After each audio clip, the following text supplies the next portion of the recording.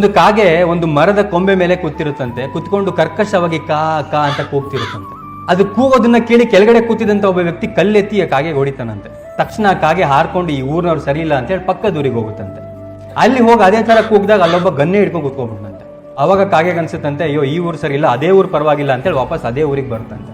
ಆ ಊರಿಗೆ ವಾಪಸ್ ಬಂದಾಗ ಅಲ್ಲಿದ್ದಂತ ಒಂದು ಕೋಗಿಲೆ ಹತ್ರ ಹೋಗಿ ಕಾಗೆ ಕೇಳ್ತಂತೆ, ಅಲ್ಲ ನೀನು ಕಪ್ಪಗಿದ್ಯಾ, ನಾನು ಕಪ್ಪಗಿದ್ದೀನಿ, ನೀನು ಕೂಗ್ತೀಯಾ ನಾನು ಕೂಗ್ತೀನಿ, ನಾನು ಕೂಗಿದ್ರೆ ಜನ ಕಲ್ ತಗೊಂಡು ಹೊಡಿತಾರೆ, ಬಟ್ ನೀನು ಕೂಗಿದ್ರೆ ಕೋಗಿಲೆ ಅಂತ ಎಲ್ಲಿ ಅಂತ ಹುಡುಕಿ ನೀನು ಕೂಗೋದನ್ನ ಕೇಳ್ತಾರೆ, ಯಾಕೆ ಹಿಂಗೆ ಅಂತ.